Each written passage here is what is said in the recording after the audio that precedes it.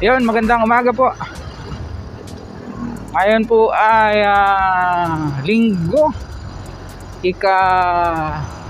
Anong petsa na ba ngayon? 13 araw sa buwan ng Oktubre po mga kabayan.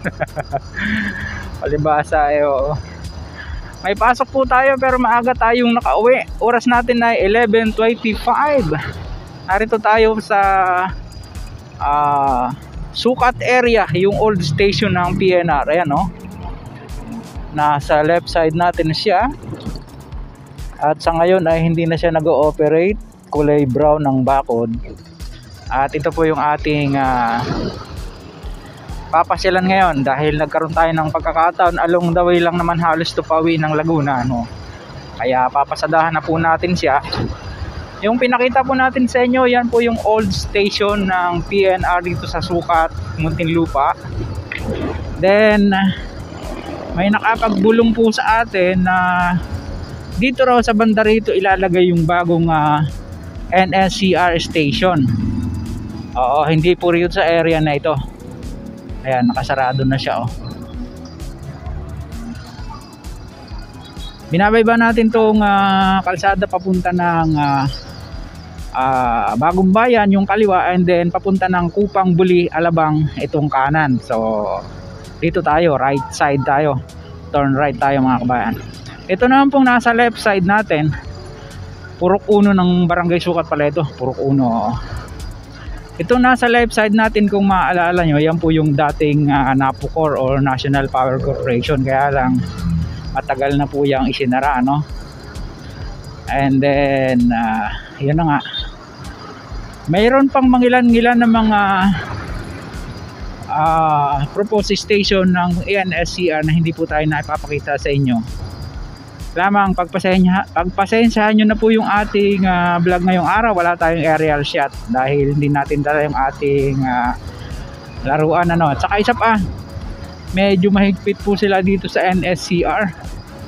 Medyo panakaw-nakaw lang yung ating mga mga aerial shot. Uy, may birthdayhan.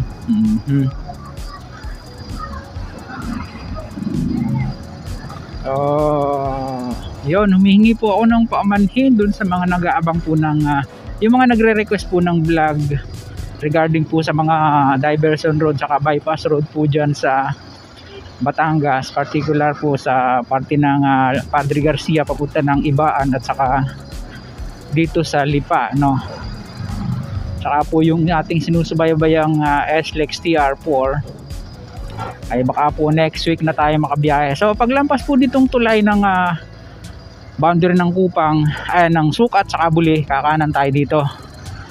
Yan. At dito raw po yung magiging istasyon ng NSCR. Ayan yung tarpaulin nila, titigan lang natin. Ganda, yan, yan siya, dito siya. Ikutan natin. Ayun, linis na, wala na mga release dito. Ayan, papatadiretso na po ng Muntinlupa, yung huling na i-feature natin sa inyo. Tapos ito, pag dinire-diretso natin ito ay East Service Road na po yung bagsak natin.